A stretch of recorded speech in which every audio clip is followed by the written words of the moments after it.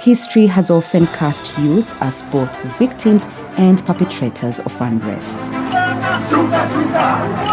But behind the headlines lies a generation determined to become peace builders. Toka tupate hizi mafunzo, askari hata kikuja unamuuliza unatushikia nini? Hebu tupatie makosa yetu. Na hii project ya studio after ilikam, tukaamua si kama wasanii tuende bas public participation, tuiwasilishe kwa MCA na sauti ya vijana ikasikika.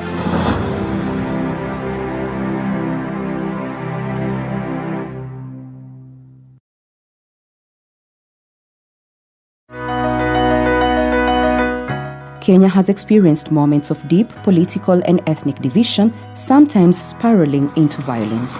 The youth, nearly 70% of the Kenyan population, is vibrant, creative and ambitious. Yet this demographic faces immense challenges ranging from unemployment, political manipulation and social inequality. History has often cast youth as both victims and perpetrators of unrest. Especially if you look at the kama setting ya Nakuru, we are close to town, but ukiangalia youths, they don't have anything to do. Na most of the time sababu we don't associate ourselves with leadership. Umeona?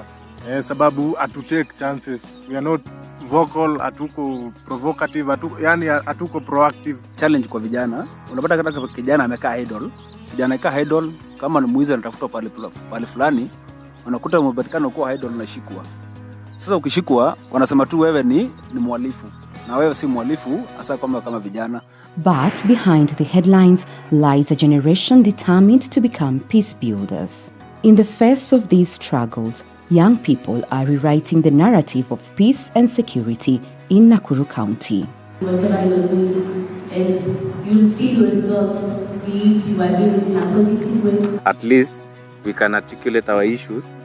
Wakati we are talking about peace and governance, unajua haiwezi enda tu kwa wazee peke yao.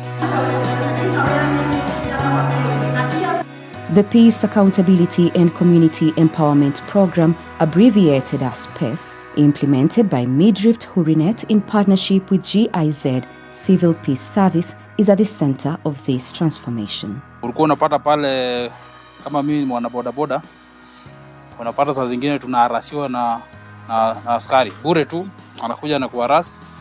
But kutoka tupate hizi mafunzo, askari hata kikuja unamuuliza unatushikia nini? Hebu tupatie makosa yetu. So unapata kwamba ukijua sheria, yani haki yako, uweze dhulumiwa na askari.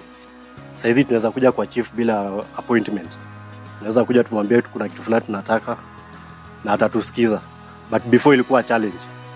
But kwa sasa hizi vijana wako na sauti baruti. Ukiona kuna mabaya huko nje, unaweza kuja umjulishe, then wafuatilie.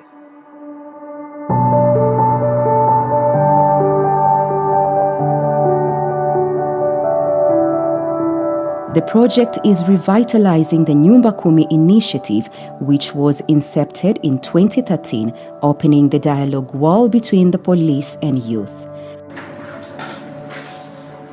The concept of Nyumba Kumi is a concept that we adopted in enhancement of that community policing, and this concept goes far deep to all our administrative units. And basically what it means is we clustered households in a group of 10, depending on their locality, and these households have a committee ranging between 13 and 15 members, of course with a chair and a secretary. We don't have a treasurer because there is no money transactions that are involved in community policing. So these Nyumba Kumis, their work is to analyze the security situation within their 10 households. And when they analyze, if they realize that they have security issues or matters that are emerging, they report to the nearest administrative officer or the nearest police station or a police post that is near. Unajua vijana ndio unajua mwizi mwenzako. Kama kuna mwizi ndio unamjua. kama kijana. But wale wazee kwa kama elders na nyumba 10 hawazipata kijana kama ameenda kuiba mahali na aende wapate solution kwake. So tukiandika hii petition tulikuwa tunataka hiyo solution kwa vijana kwa hiyo nyumba 10. Ndio vijana twende tuongeleshane, tujue tutasaidiana aje, tupate hiyo solution na tuendelee hapo mbele tusaidiane. Nakuru is growing, there are a lot of youths. Na watu wakiwa wengi place moja, a lot of things tend to rise up kama crimes nini. So lack of opportunities is what is pushing us to at least champion our issues, sababu tukipewa uongozi we will tuta champion vitu yetu.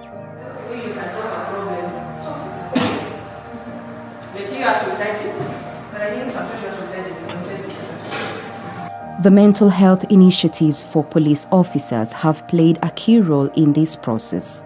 This program seeks to empower youth as change agents by strengthening their capacities and championing for their involvement in governance and peace processes at the community. Officers that you've got to engage, there's been a lot of mindset shifts, and you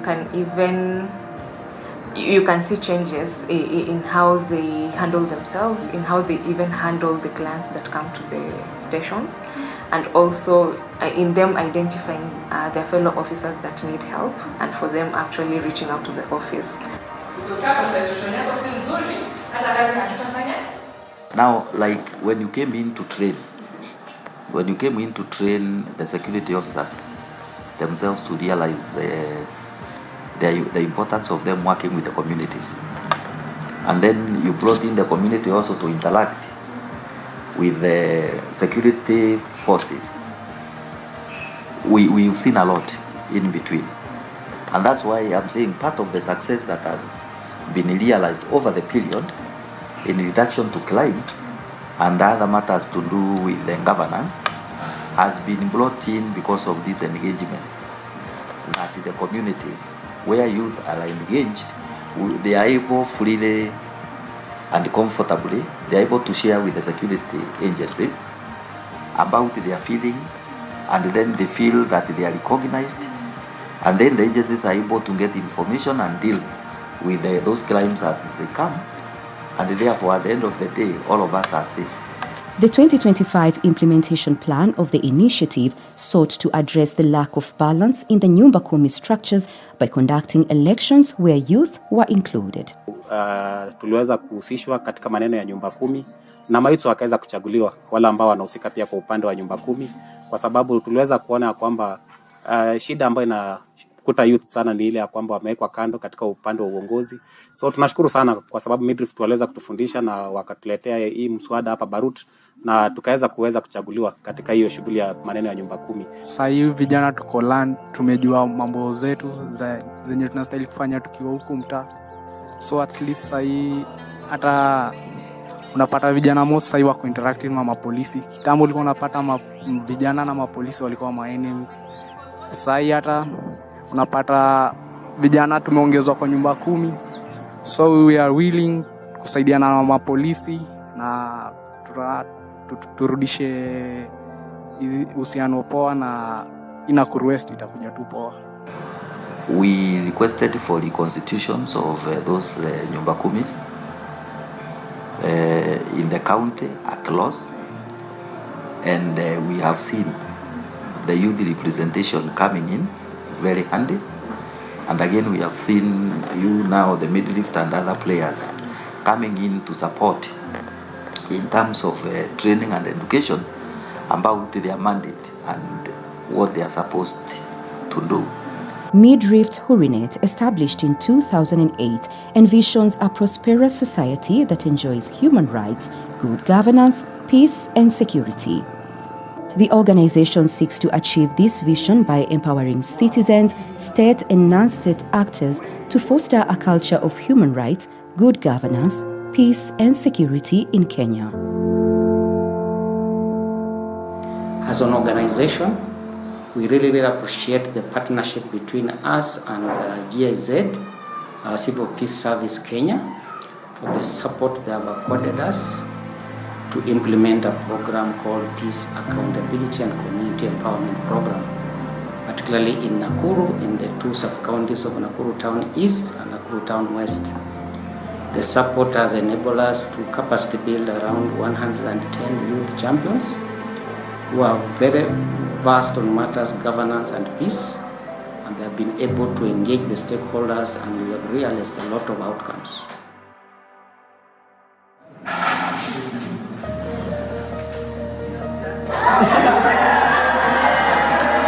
The youth now understand their power differently. Peace and security processes are not just about stopping violence, they are about creating opportunities. With education, jobs, and innovation, youth can shape a future where conflict has no place. The PACE project is working to include youth voices in policy making, from local peace committees to national strategies. Apart from security, pia maendeleo ya area. We are not talking about the negative side, but pia tunaangalia the positive side of us being included. So unaona kama kutaweza kuwa na mambo mazuri kutoka kwa serikali, pia vijana kuhusishwa itakuwa ni rahisi, kwa sababu sisi pia tutaongea kama upande wa vijana na tutaona inclusivity ikifanywa na balancing ya kila kitu. Kuna mambo ambayo wametufunza muhimu sana, ni mambo ya kufuatilia uongozi, na sana sana wakaweza kutufundisha mambo ya kuandika petition. Tukiona kama kuna mahali ambapo kiongozi wetu labda kwa njia moja au nyingine hawajibiki, kuandika petition kwa njia ambayo ni ya kufuata sheria, na imeweza kutusaidia sana kwa sababu saizi kupitia midrift sasa saizi naweza nikaandika petition na tunaweza tukahold kiongozi wetu kuwa accountable.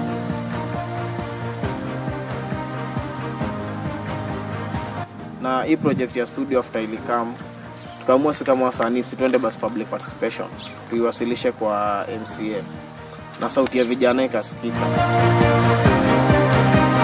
We allocated money, 7 million for the development, for empowerment. Part of this empowerment is to develop an art studio. So it's not only music, it's also for the people, for other actors, people who are engaged in this kind of industry.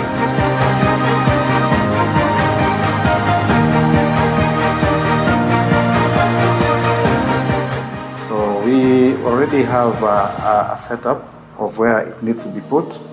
That one is in our resource center. In Kaptemba, there is a resource center, Kaptemba Resource Center down there. And so we just allocated money for the equipment of the same. So during the financial year 2025 to 2026, we'll be able to equip it and then invite our youth to start up. I'm glad right now, even we've opened it for, you see, the music, for the youth right now. I could say they're using it actively for their daily practices on whatever trade they're doing.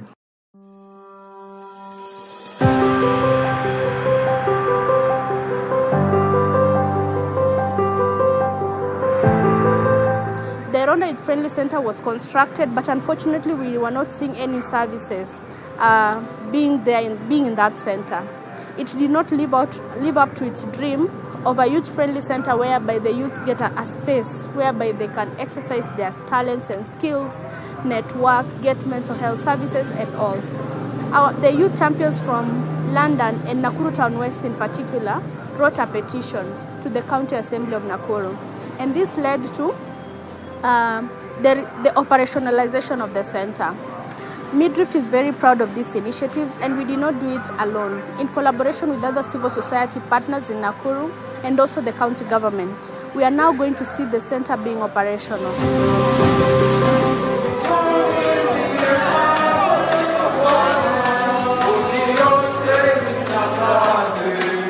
And now, through participatory education theatre, technology and grassroots activism, the youth are building bridges where walls once stood. Future engagements in this intervention will promote multi-sectoral coordination and collaboration for early warning and early response systems to mitigate election-related conflicts and political polarization. We believe that no one sector can be able to address peace and security issues alone. And therefore, we are trying as much as possible to enhance the relationship and the trust between the youth and the security agencies so that they can co-design and collaborate to come up with solutions on peace and security issues at the community level, and also enhance early warning and early response.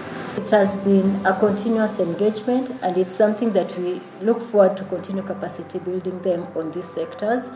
And also what we appreciate more is on the ownership process, because it has not been more like Midrift and JZCPS, but the youth also have owned the process. They have been taking several initiatives to do it by themselves without even the support of Midrift and JZ. So this is something that is quite encouraging of how the youth, once they get some capacity building or some empowerment, how they can continue utilizing these spaces. These community policers, whether community policing or Nyumba Kumi, we need to give them a lot of training and education, so that they are also able to get to speed on the global way of crime management. Engaging the officers with their families as well, probably family days or something like that, will be very helpful, because sometimes we feel the family members might not necessarily understand in depth the nature of police work and how it's affecting them. So if the family members understand them, by extension will also help them understand how to support the officers, and that will definitely help in handling the mental health of our officers. So going forward, we are looking at how do we leverage on these partners and these networks and platforms to start a conversation about a peaceful Kenya, particularly going toward the 2027 elections. And we really need to start this conversation early. So there are plans to start this conversation in 2026, so that we really deepen what we have been doing, looking forward for a peaceful